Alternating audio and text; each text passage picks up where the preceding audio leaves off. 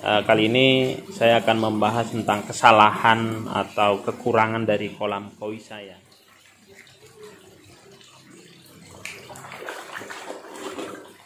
Ayo makan. Sarapan pagi dulu. Orangnya belum sarapan ini, teman-teman.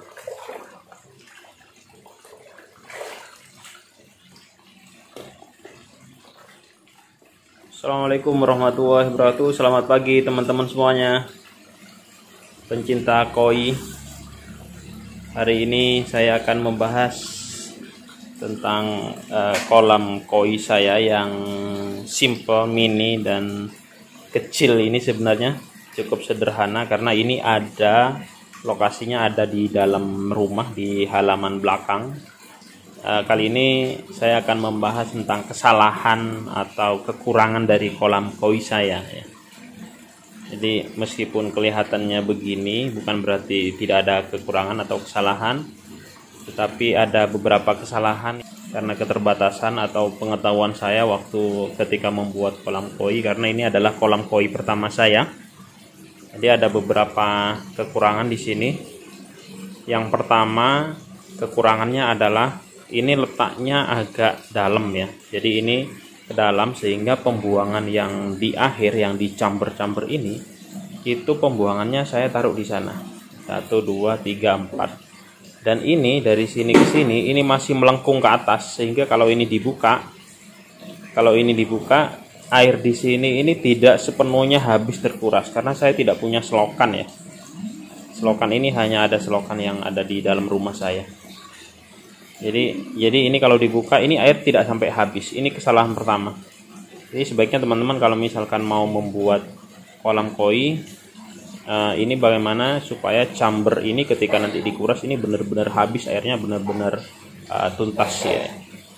Ini kesalahan pertama kolam saya karena memang saya kesulitan untuk untuk membuang karena ini tidak ada groutnya. Itu yang pertama. Yang kedua adalah tebalnya skat antar chamber ini saya pikir ini terlalu tebal. Kenapa terlalu tebal? Karena ini mengurangi space dari chamber-chamber ini. Sebaiknya nanti kalau yang di sini buatnya itu mungkin bisa menggunakan, karena ini kolamnya kecil ya, ukurannya kecil. Kalau misalkan ini skat chambernya sudah tebal ya, ini sekitar berapa senti? Sekitar 10 sampai dengan lebih nih, 10 sampai dengan 10 sampai 12 cm. Karena ini terlalu tebal. Jadi kalau misalkan kolamnya kecil seperti punya saya ini, sebaiknya ini skatnya menggunakan yang tipis saja, bisa menggunakan keramik atau cor yang sudah didesain sebelumnya. Seperti itu ya. Sehingga space-nya ini nanti tidak berkurang ya. Oke. Itu kesalahan yang kedua. Kesalahan yang ketiga adalah ini lubang skimmernya saya jadikan satu dengan lubang bottom drainnya. Jadi ini sebenarnya bottom drain di sini. Ini bottom drain rencananya, ini juga bottom drain rencananya. Jadi saya tidak punya skimmer sebenarnya. Memang niatnya saya dari dua ini saya mau jadikan satu itu skimmer, tapi ternyata ketika ini satu dibuka ya, yang ini dibuka ya teman-teman. Kalau misalkan bottom drainnya dibuka ini ya, atau yang ini ya, ketika ini dibuka, maka skimmer atau yang fungsinya digunakan untuk menarik kotoran-kotoran yang ada di permukaan itu tidak berfungsi di sana karena kalah sama yang bottom drain di situ. Jadi satu kolam ini saya cuma punya bottom drain satu, seperti itu ya. Mestinya kalau ini dibuka, mestinya ini nariknya ke sini untuk yang kotoran-kotoran yang ada di dasar di bottom drain. Tetapi yang di sini yang digunakan sebagai media skimmer itu juga mestinya harusnya bisa menarik kotoran-kotoran yang ada di permukaan. Nah, ini masalahnya ketika ini dibuka, yang di sini tidak mampu untuk menarik karena tarikannya sudah kalah di sana. Kenapa seperti itu? Karena ini pipanya ini jadi satu di sini antara bottom drain dengan skimmer. Ini pipanya jadi satu ke chamber yang pertama. Nah, ini kekurangannya. Jadi sebaiknya teman-teman solusinya kalau misalkan nanti mau membuat kolam, antara bottom drain dan skimmer itu harus dipisahkan. Jadi bottom drainnya bolehlah 1-2 lubang atau berapa begitu ya. masuknya semuanya ke chamber utama. Nah, skimmer ini mestinya dia dipisah, entah itu masuk ke chamber pertama atau kedua, tapi ini dipisah. Dan ini pipanya ini sebaiknya tidak usah terlalu dalam, ngambil dari dasar, tetapi cukup nanti di sini saja, di sekitar sini saja. Yang penting dia ada pipa ke sini untuk menarik kotoran-kotoran yang ada di permukaan. Nah, seperti itu ya. Ini tidak jalan. Ini kesalahan dari kolam koi saya. Tapi ketika ini nanti dipasang, baru yang ini nanti akan narik kotoran yang di permukaan. Tetapi kalau ini digunakan atau difungsikan untuk menarik kotoran yang ada di permukaan, yang bawah yang kotoran-kotoran di bawah itu dia lama tertariknya sekali untuk naik ke atas ini. Memang kelihatannya jernih ya dari atas itu.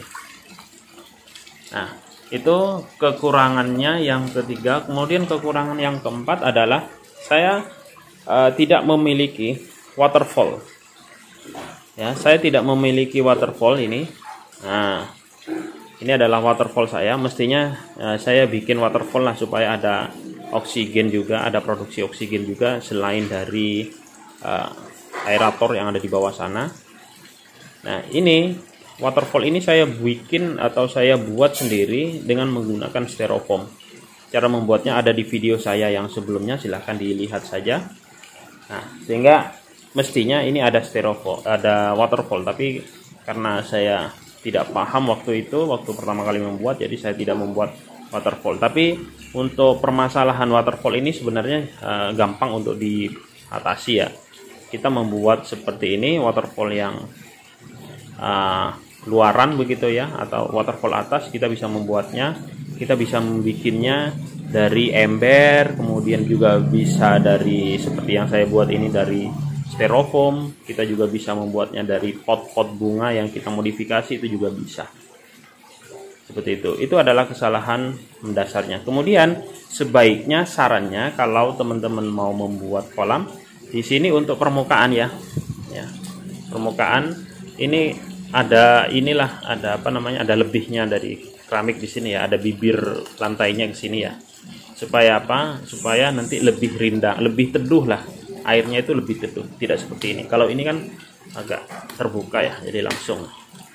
Ini sebenarnya kolamnya ada di dalam rumah saya, dan ini ruangannya cukup terbuka ke sana ya. Jadi kalau misalkan ada panas matahari, ini juga kena panas matahari. Kalau hujan juga kena kehujanan. Ini belakang rumah saya. Oke, seperti itu. Dan sekarang kolam saya ini sedang bermasalah. Masalahnya adalah mengalami kebocoran. Jadi di sini di chamber utama itu ada kebocoran di bawah, sehingga airnya ini cepat habis. Ini yang terakhir ini chamber terakhirnya. Jadi ini chamber pertama 1, 2, 3, 4 mengalir ke sini. Ini mengalami kebocoran sehingga untuk perbaikannya agak susah ya, karena ini kecil ya. Jadi harus dikuras terlebih dahulu, air-airnya semuanya dikeringkan dulu, baru nanti saya perbaiki. Di sini ada bocornya, ada rembesnya. Ya.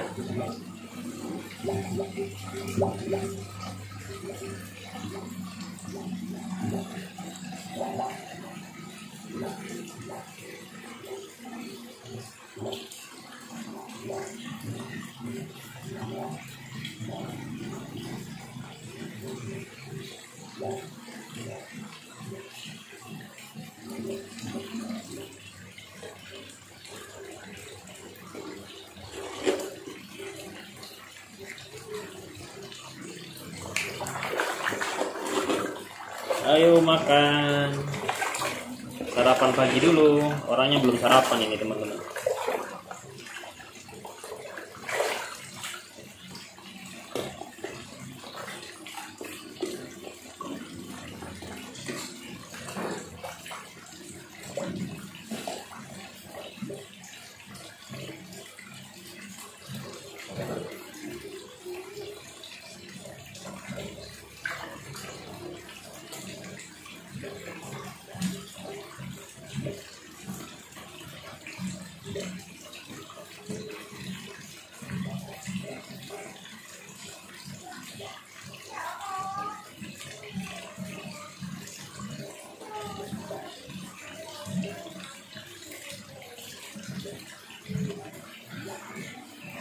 Ya, mungkin itu saja share pengalaman dari saya. Mudah-mudahan menjadi inspirasi dan menjadi pembelajaran untuk kita semua untuk membuat kolam koi yang lebih baik. Jangan lupa subscribe, like, komen, dan share jika merasa video ini bermanfaat. Terima kasih. Tunggu video-video ulasan tentang kolam koi dan ikan koi di video berikutnya. Terima kasih. Saya Heri. Assalamualaikum warahmatullahi wabarakatuh.